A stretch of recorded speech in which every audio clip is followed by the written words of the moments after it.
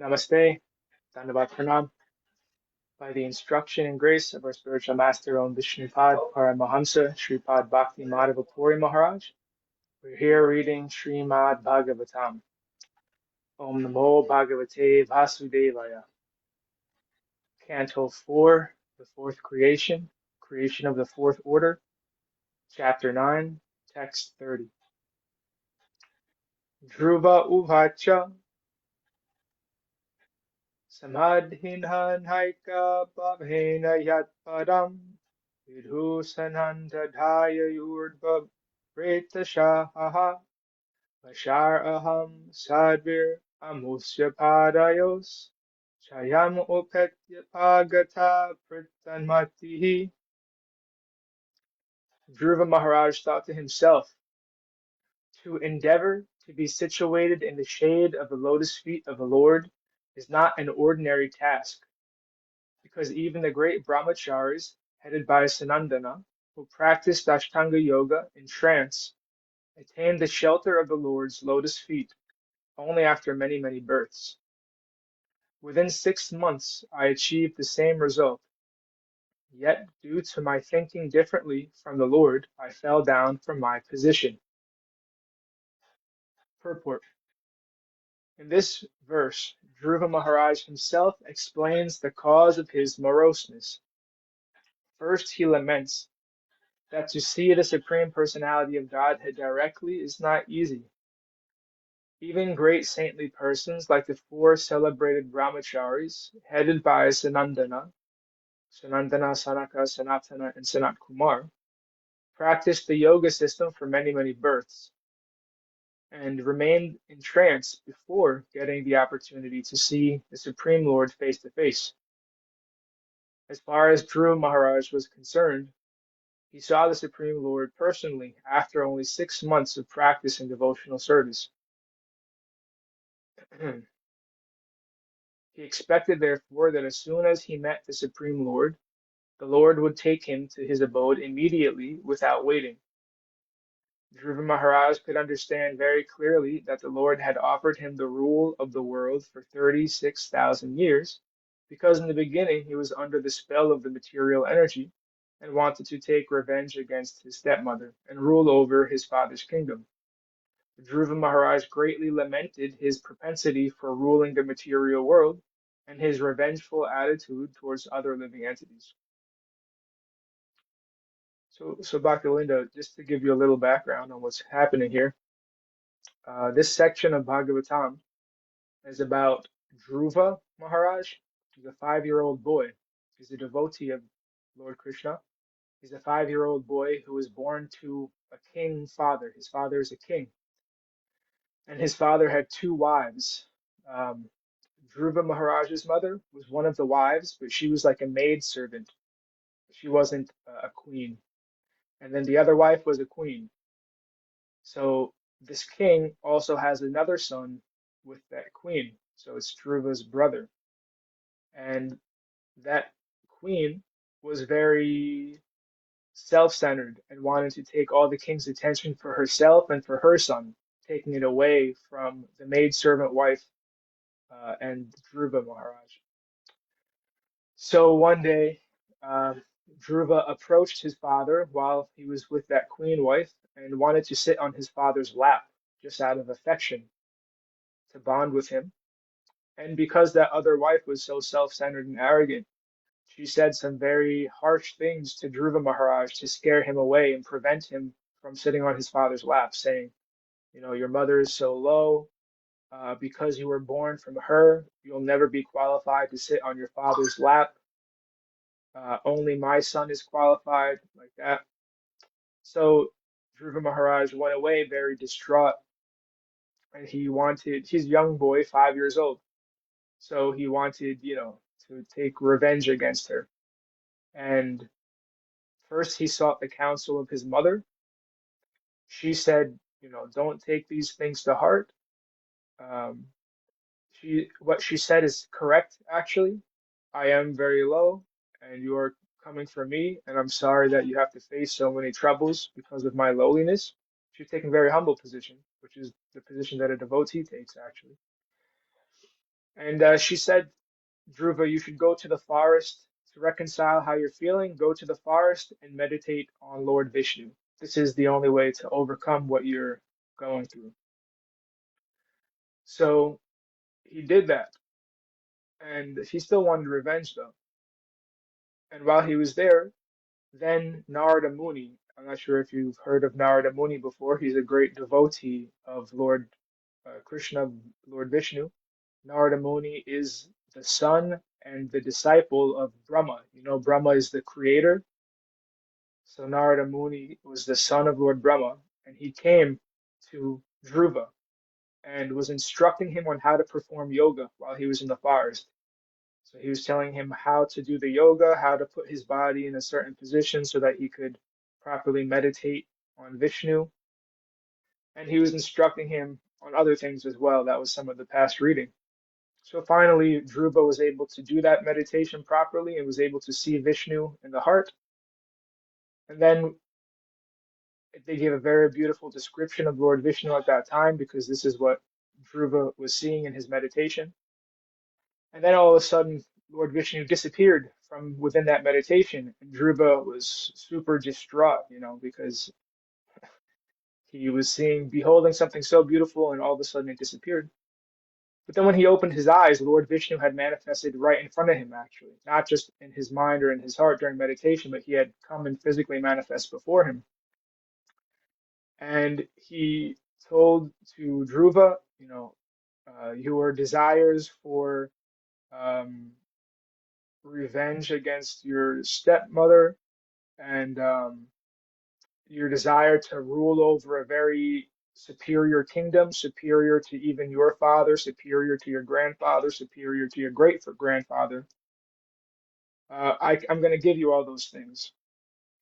And so we learned that the planet called the pole star, if you've heard of the pole star, is like a central star in the universe, which all the other stars are rotating around. That Lord Vishnu was going to make Dhruva the presiding deity of that planet, which doesn't disappear during the cosmic destruction. That planet stays, it doesn't get destroyed. And also his stepmother and his brother were going to meet, you know, tragic demise. One was going to happen at the brother was going to pass away in a accident, a hunting accident, and then the mother was going to pass away from like basically depression that her son died in such a sudden way. And then Lord Vishnu disappeared after telling Dhruva that. Now, Lord Dhruva was actually a pure devotee, although he had these kind of materialistic desires, right, about ruling the kingdom, the superior kingdom, and getting revenge against his mother. Those were materialistic desires, but Dhruva was a pure devotee, actually, who was just a child, so those desires were kind of childish, you know? And so when the Lord disappeared, Dhruva was very upset because he knows as a pure devotee that devotees are never hoping they're always hoping to have association with the Lord, but they know that if they have that association, they're never looking to ask for materialistic things from the Lord. They're only looking to serve the Lord. So Dhruva was very distraught that he had that opportunity to associate with the Lord, and he used it to ask for materialistic things. And so when the Lord gave it to him, he was actually very upset because how did I waste that opportunity? How did I do something so wrong, you know? And so that's basically where we are now.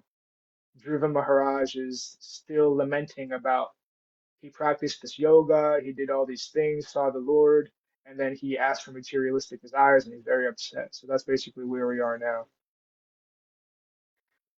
Okay. Um, so next, text 31. Quite a lot for a 5-year-old. Yes, definitely. Definitely. But he was no ordinary 5-year-old, even a devotee at any age. Definitely, definitely, yes. Okay, text 31. Aho bhatta mamatmayam mandha bhagyasya pasyata bhavachidha padamulam gatvaya yad atavat. Alas, alas, just look at me. I'm so unfortunate. I approach the lotus feet of the Supreme Personality of Godhead, who can immediately cut the chain by the repetition of birth and death.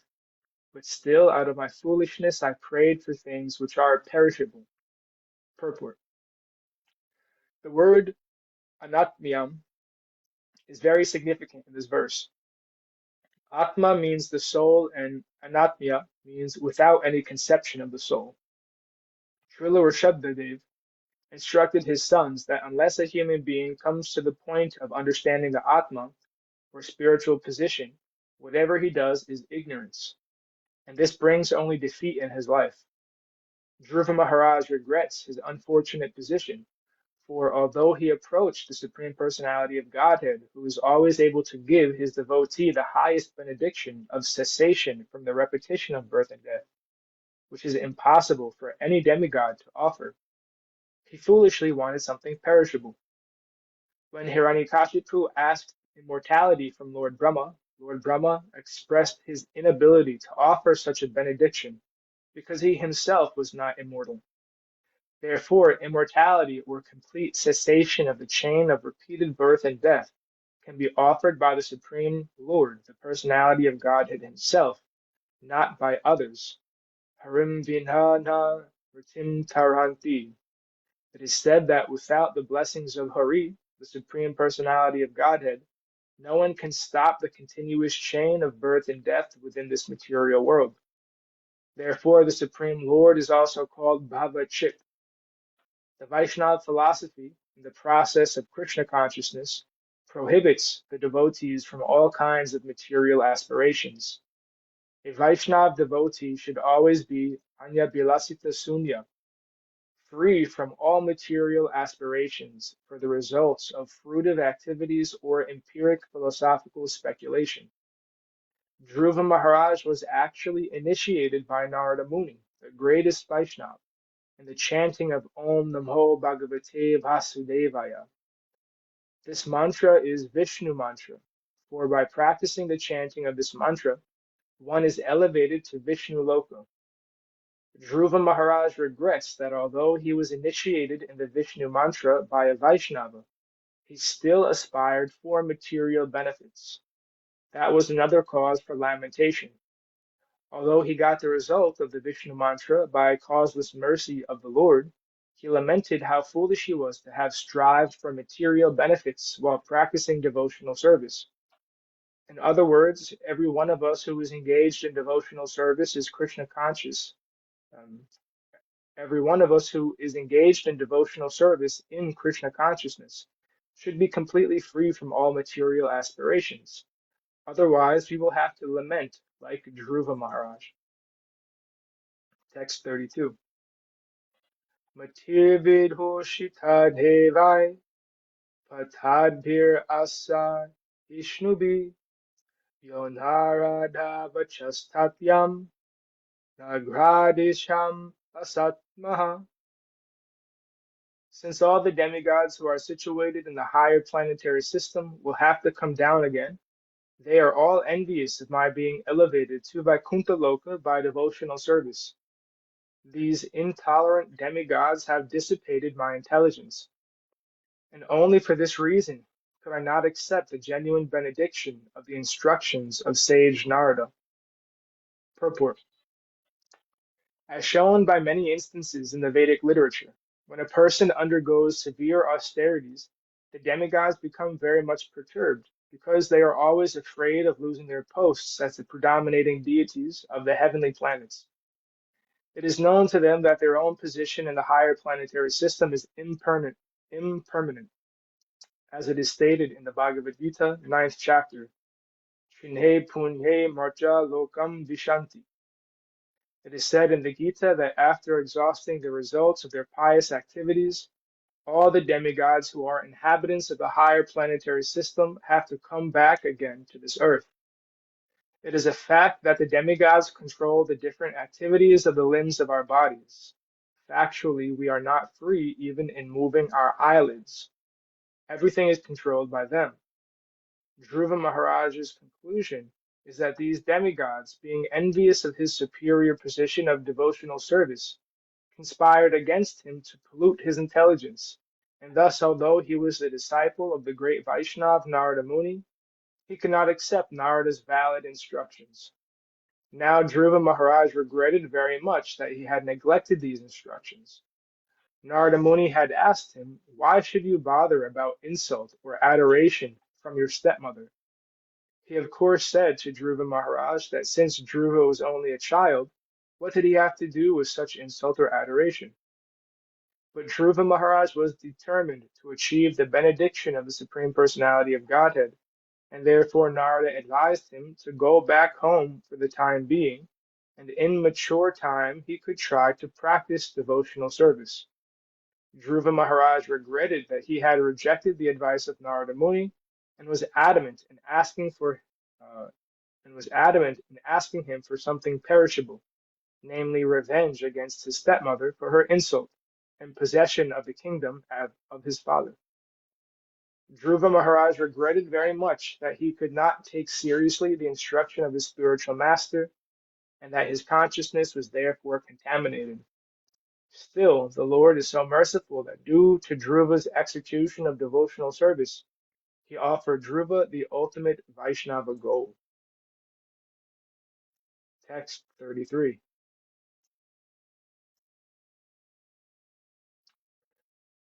Daivim mayam upashritya prashupta eva bhinadrik tapyedvitiye prasati pratrivya hridruja. Dhruva Maharaj lamented, "I was under the influence of the illusory energy, being ignorant of the actual facts. I was sleeping on her lap. Under a vision of duality, I saw my brother as my enemy, and falsely I lamented within my heart, thinking they are my enemies." Purport. Real knowledge is revealed to a devotee only when he comes to the right conclusion about life by the grace of the Lord. Our creation of friends and enemies within this material world is something like dreaming at night. In dreams, we create so many things out of various impressions in the subconscious mind, but all such creations are simply temporary and unreal. In the same way, although apparently we are awake in material life, because we have no information of the soul and the supersoul, we create many friends and enemies simply out of imagination. Srila Krishnadas Kaviraj Goswami says that within this material world or material consciousness, good and bad are the same. The distinction between good and bad is simply a mental concoction. The actual fact is that all living entities are sons of God, or byproducts of his marginal energy. Because of our being contaminated by the modes of material nature, we distinguish one spiritual spark from another. That is also another kind of dreaming. It is stated in Bhagavad Gita that those who are actually learned do not make any distinction between a learned scholar, a brahmana, an elephant, a dog, and a chandala. They do not see in terms of the external body, rather they see the person as a spirit soul. By higher understanding, one can know that the material body is nothing but a combination of the five material elements. In that sense, also, the bodily construction of a human being and that of a demigod are one and the same. From the spiritual point of view, we are all spiritual sparks, parts and parcels of the Supreme Spirit, God. Either materially or spiritually, we are basically one. But we make friends and enemies as dictated by the illusory energy. Dhruva Maharaj therefore said, Daivim hayam upashritya. The cause of his bewilderment was his association with the illusory material energy. And thus ends our reading for today. We'll continue from text 34 on Monday. Were there any comments or questions from the assembled devotees?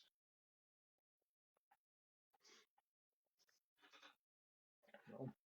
Jai Om Vishnupad Paramahamsa Sripad Bhakti Madhava Puri Maharaj Ki Jai. Right. Jai Srila Prabhupada, Srila Guru Maharaj, Srila Guru Dev, Srila Acharya Dev, Srila Shanta Maharaj Ki Jai. Right. Jai Rupa Nuga Guru Varga Ki Jai. All glories to the Right. assembled devotees, all glories to the worldwide devotees, Sama Bhaktivedanta Vrinda Ki Jai. Jai Navadvip Dham Ki Jai, Nrsimhapuri Dham Ki Jai, Mayapur Dham Ki Jai, Jagannath Puri Dham Ki Jai, Jagannath Baladev Subhadra Ju Ki Jai, Ganga Mai, Yamuna Mai Ki Jai, Vrindavan Dham Ki Jai, Giri Govardhan, Gupta Govardhan Dham Ki Jai, Sham Kund, Radha Kund Ki Jai, Tulsi Devi, Bhakti Devi, Vrinda Devi Ki Jai, Jai Srimad Bhagavatam Ki Jai, Harinam Sankirtan Yajna Ki Jai, Scientific Sankirtan Yajna Ki Jai, Princeton Bhaktivedanta Institute Ki Jai, Sri Chaitanya Saraswati Institute Ki Jai, Sri Chaitanya Saraswati Mat Ki Jai. Nitya Gaura Premanandi Hari Hari Hari Bol. Haribo. Dasi Ki Jai Jai. Srimati Bhaktivedanta Ki Jai. Hare Krishna. Hare Krishna. Sripad Krishna Keshav Prabhuji ki jai. Jai. Take care. Hare Krishna. Thank you. Thank you. Dandot Pranam Prabhuji. Dandot Pranam.